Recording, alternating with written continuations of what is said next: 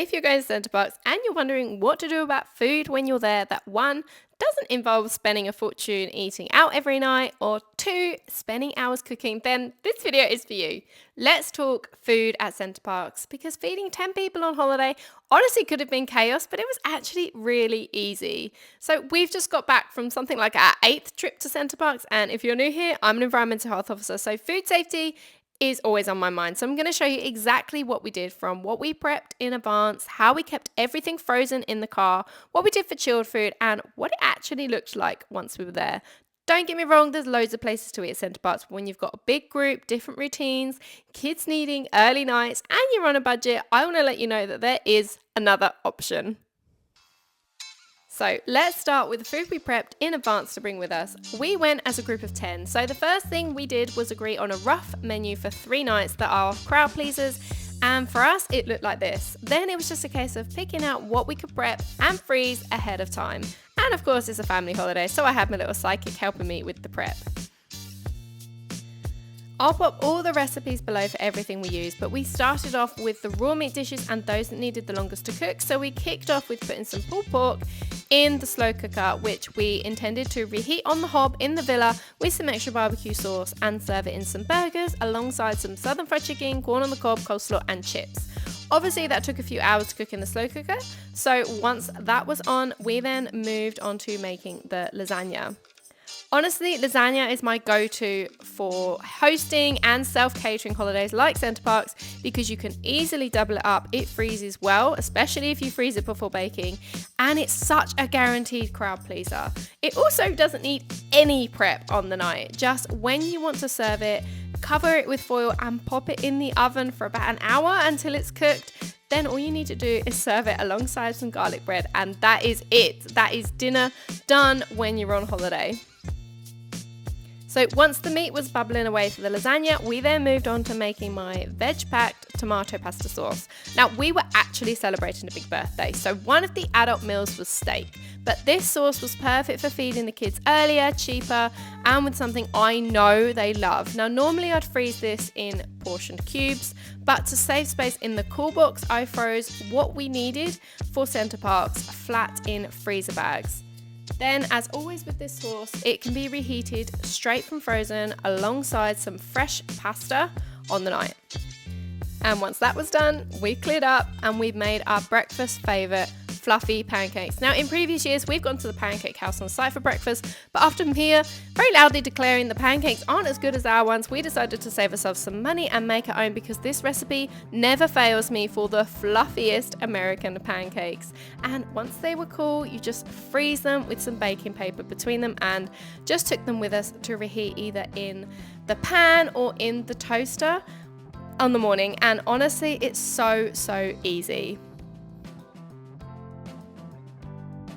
So that was our main prep done. Once everything had finished cooking, we'd assembled the lasagna, cooled it all down, using some cold water in the sink. It was then ready for freezing, and everything we could, we froze flat to save some space. Now, I mentioned that alongside this pulled pork burgers, we also wanted to serve up some southern fried chicken, which I bought ahead, but to save space, I transferred it out of the original packaging and into these freezer bags, saving the instructions of course, but it just saves so much space when you're traveling and in the freezer before we went as well.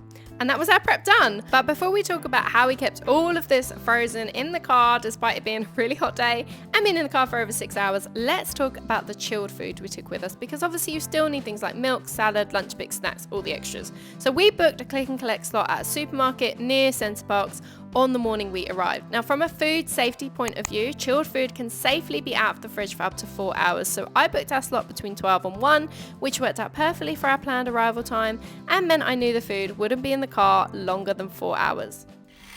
And today is the day we are going to Center Parcs. Woo! Woo! You excited, girls? Yeah! Yeah! I can play with my bag. Let's get this food packed. Okay, so on the morning we left, we grabbed all of the food out of the freezer around 8 a.m. and the night before we also froze a couple of water bottles to use as extra ice packs. So we started off by grabbing everything we'd prepped and frozen in advance and put it all on the side, mainly so nothing got forgotten. But even with early check-in, this food was going to be in the car for well over 6 hours, and let me tell you, it was a hot day. So this is the bit that actually matters when it comes to transporting food if you're prepping it in advance, and especially if you want your food to stay frozen. So first things first, get a proper cool box. A cool bag just isn't the same. And you want to use ice packs, spread them out, don't just put them at the bottom. Thirdly, pack it full, I mean really full. You want to minimize the amount of airflow in that cool box and keep it closed. Cold air will escape every single time you open it, so once you've put your food in it, do not open it until you're unpacking it at the villa. And last but not least, keep frozen food together. It helps everything stay colder for longer. And then after packing up our cool box, we then made our way to Elvedon, which is about a 2.5-hour drive for us, plus a stop and then our food collection. And then it was time to check into the villa. Now in terms of kitchen setup, you get an oven, hob, microwave, toaster, all the basics plus pans, dishes, knives, chopping boards, plates and cutlery. Now the number of fridges you get I think depends on the size of the villa, but in a 4-bed villa we have always had 2 fridges, which also each have a small freezer compartment. So when we planned our meals, we kept all of that in mind. Anyway, the first job when you get into the villa is to unpack the food, both the frozen food that you brought with you and the chilled food that you picked up on click and collect. And as you can see, everything in our cool box stayed frozen. I mean, not even defrosted a little bit. Look at that solid block.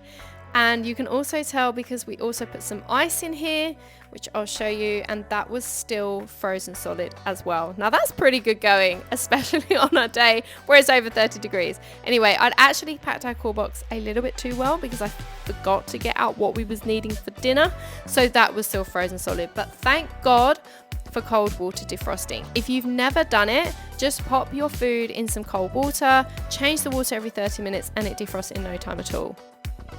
So if you're watching this because you're planning a Center Parcs trip, I'm going to put my full packing list below so you can literally copy it. But as an EHO, I'm always going to tell you to take a food thermometer, especially somewhere like this. Cooking times can vary so much, and especially if you're cooking for a lot of people, you want to make sure what you've reheated is piping hot. Then you just need the usual extras. I mean, washing up liquid, dishwasher tablets, cloth, surface spray, foil, some spare toilet rolls, they never give you enough, and hand soap. Don't forget the hand soap. And that was it. Then it was time for us to enjoy our weekend away. Minimal cooking, no stress, and no extra cost eating out.